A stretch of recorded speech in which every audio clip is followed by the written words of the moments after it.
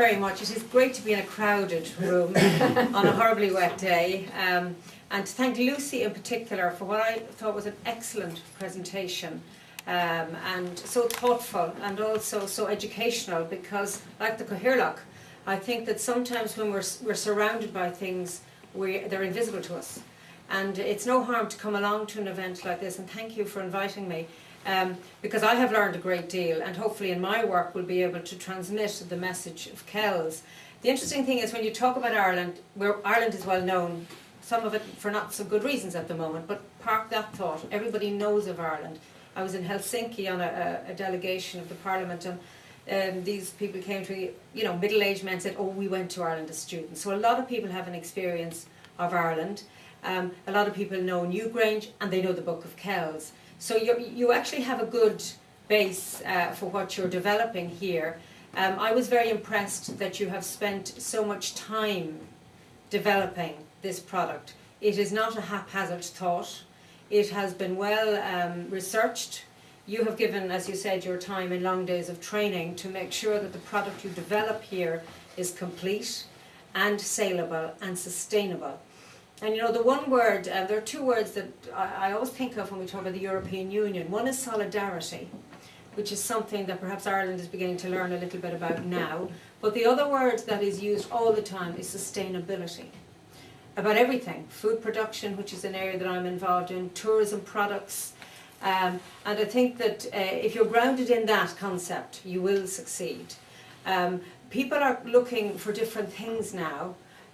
They're looking for heritage and culture and an emotional experience, as you so rightly pointed out. You have all the ingredients of that. Again, I was so impressed with the visible signs of it with your volunteers. I apologised, was it Con who was the... Yes, we bypassed each other on the avenue, but we picked up later, and I must thank him very much for a good conversation as we did a tour of the courtyard and came back into view. But you have all of those ingredients, but I think most of all what you have is a commitment to this place. And maybe the secret of your success will be that Ireland is in the state it's in. That we are now forced as a country, as a community, to rediscover our own roots and to use those roots as the basis of our economic recovery. I say to groups that I speak to on the agriculture and food side, you know, they can't take the land away from us, and we've got to make good use of it. Likewise, the culture and the heritage and this history, which is amazing, cannot be taken from us, but it can be built upon. And I think that if you, and you are, packaging this wholesome product, you can succeed. And it struck me as you were talking there about India and going out beyond our European brothers and sisters. There is a new terminal about to be opened at Dublin Airport. I understand that they are looking to bring in new operators and looking at new ways of organising visas so that people coming to Europe would come through Dublin, be cleared from a customs and checks and passport point of view, and maybe spend 48 hours in Ireland or 3 days in Ireland, and where better could they spend it than in this region? It's so close to Dublin Airport. So there are lots of opportunities, but none of this will be easy. And I think you know that better than I can ever understand. But I think in all things now we are realising that without hard work that is well embedded in research, which people are committed to, there will be no success. And there will be no wows of success. I think what you want is just sustained growth of numbers, which is backed by people who are involved in the products that you talk about, the tourism product, being committed to the cause, and compliments to yourselves for that great award. I mean, that's fantastic. And I hope you're very proud and boast about it, as you rightly should, because that all adds, I think, to the quality of the proposal and the package.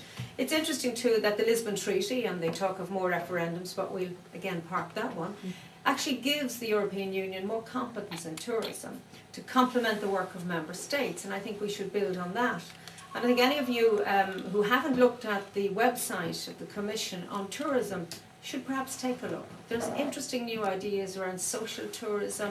There are all sorts of projects going on that I think you might be, like to get involved in.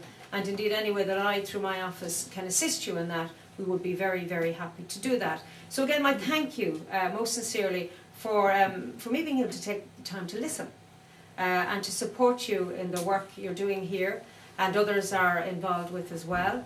It is a great honour to hear of the history and heritage and culture, and for you to deliver it with such passion. And I hope that people everywhere will watch Kells prosper. As you say, you're disappointed by some of the reviews that are out there, but instead of moaning about it, and God knows we're good at moaning, you're actually challenging what's out there, and you're going to change it by the very fact that you have taken on the challenge. And you will succeed, I have no doubt you will succeed through your efforts. So I want to formally launch this website. For its clarity, I think that's fantastic, because websites need to be clear, and to wish you and everyone involved every success in not putting Kells back on the map, but just making it bigger on the map and better, so that those who visit the area will go back with a really good experience and tell their friends and neighbours, and indeed perhaps those of us who live in the area would begin to experience some of the culture that we perhaps close our eyes to. So well done, and thank you for inviting me.